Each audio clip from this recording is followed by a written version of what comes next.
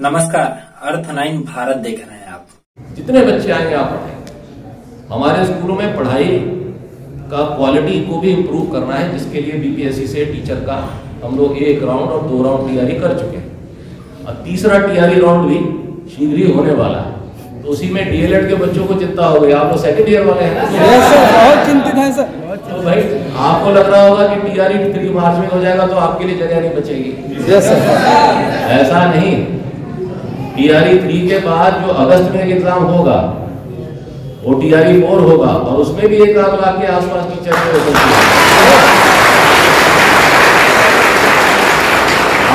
आप इधर उधर चिंता छोड़ के पढ़ाई में ध्यान लगाइए। आप आते हैं ना सारे क्लास में? Yes sir. मैडम इन लोगों की अटेंडेंस सच में 100% है? ठीक है। आप लोग तो टीचर बनने जा रहे हैं। Yes sir. आपको एकदम 100% आना चाहिए, क्योंकि अगर आप ही नहीं आएंगे तो आप बच्चे को कैसे देंगे कि तुम क्लास में आओ? हम जब आए थे तो 50% ही एवरेज अटेंडेंस होती थी आप लोगों के। पता नहीं आपके यहाँ क्या थी, लेकिन जनरल हम डायट में पूछते थे तो कहीं 40% डीएलएड की हाजिरी थी, कहीं 50%। अभी ये 100% हो गई तो बड़ी खुशी की बात। ये जीवन भर रखना है आपने 100%। अच्छा, सुबह आप जाते हैं ना स्कूल में पढ़ाने? Yes sir. क्यों भेजते हैं हम लोग सुबह स्कूल में? रोज क्यों भेजते हैं? आदत डालने के लिए कि स्कूल जाने की आदत डाल लो और देख लो भाई हमारे स्कूल कहाँ है, किस हालत में। जैसे हैं ऐसे ही हैं, आप लीव इट और टेक इट। अब आपके चलते हम हर स्कूल को शहर में नहीं ला सकते। तो गांव में अगर आबादी रह रही है तो गांव में स्कूल खुलेगा।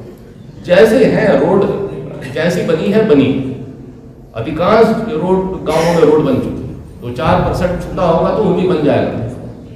तो आप स्कूल देख लीजिए। इसीलिए डीएलएड के बच्चों को कह रहे हैं आपने अपना करियर शिक्षक में चुना है, बिहार में आपने पढ़ाना है, बिहार के स्कूलों को आप देखिए और तभी अप्लाई कीजिए बीपीएससी में और स्कूल देख लीजिए। यही आपका जीवन बीत रहा है इन्हीं बच्चों के बीच। और हम कह चुके हैं इससे अच्छा प्रोफेसर, इससे ज्यादा सम्मानजनक प्रोफेसर दूसरा नहीं है। ठीक से पढ़ाइएगा तो गांव में अभिभावक और बच्चे दोनों से बड़ा सम्मान मिलता है शिक्षक। और आप डीएम साहब कह रहे हैं इंफ्रास्ट्रक्चर के लिए भी हम लोगों ने काफी पैसे दे रखे हैं। हर जिले में 1000 करोड़ रुपए हम लोगों ने इसी साल सैंक्शन किया है स्कूलों के रिपेयर के लिए, जिसमें किशनगंज को भी 20 करोड़ के करीब मिला है। और ये पैसे उनको मार्च के पहले ही खर्च करने हैं, काफी खर्च कर चुके हैं डीएम साहब। तो आपके स्कूलों में कई जगह कहीं किसी स्कूल में रंगाई पुताई कुछ काम शुरू हुआ है किसी स्कूल में? जी सर, जी सर। हो गया है, सभी स्कूलों में शुरू हो गया। वेरी गुड, तेजी से काम शुरू हो रहा है। रंगाई पुताई, टॉयलेट्स और गर्ल्स टॉयलेट्स में हम जिले में बहुत ध्यान देते हैं कि छात्राओं के लिए टॉयलेट जरूर बनने चाहिए और ये इसका हम ध्यान रखते हैं। उसके अलावा हम लोगों ने बेंच डेस्क का भी एक बोल दिया है। आपके यहाँ किशनगंज में भी कहाँ है डीओ साहब बेंच डेस्क?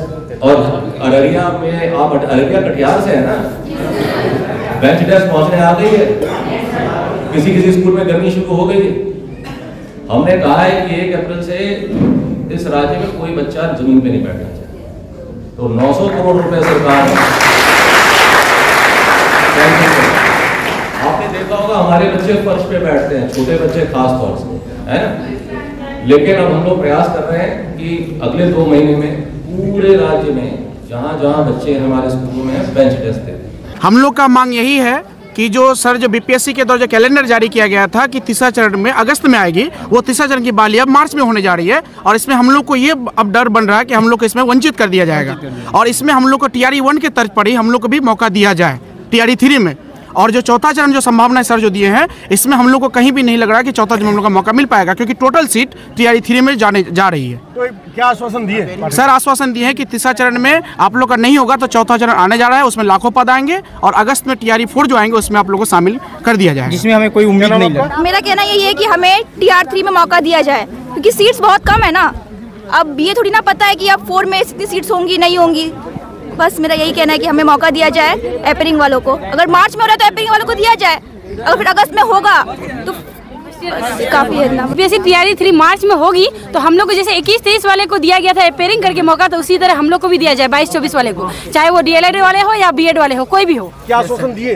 सर आश्वासन दिए कि मार्च में होगा, लेकिन हम लोग को नहीं लेगा। 2024 में जो अगस्त में आएगा उसमें लेगा, लेकिन सीट ही नहीं रहेगी तो हम लोग कहाँ से होगी? जरूरी नहीं है कि अगस्त में। हाँ सर बोले कि अगस्त में होगा, लेकिन इसका आश्वासन दिए, लेकिन जी हम लोग को रिपेयरिंग करके मौका दिया जाए या फिर इसको मार्च को रोक करके अगस्त में ही लिया जाए, दोनों में से एक काम किया जाए। कम से कम हम लोग को। जब लोग कहते थे सोने के आभूषण में कभी पारदर्शिता नहीं हो सकती, लेकिन आज 100% वापसी का भरोसा सोना महल से ले रहे हैं। हमने करके दिखाया।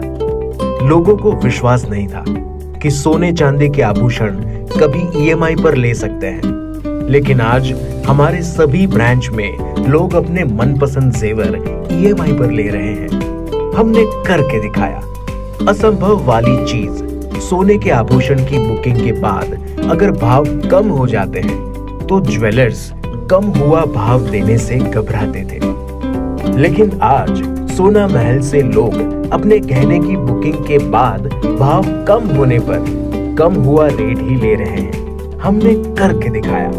जब लोग डायमंड ज्वेलरी ज्यादा दाम सोचकर नहीं ले पाते थे, आज हमारे शोरूम में 6,000 रुपए से शुरू डायमंड प्रोडक्ट ले रहे हैं।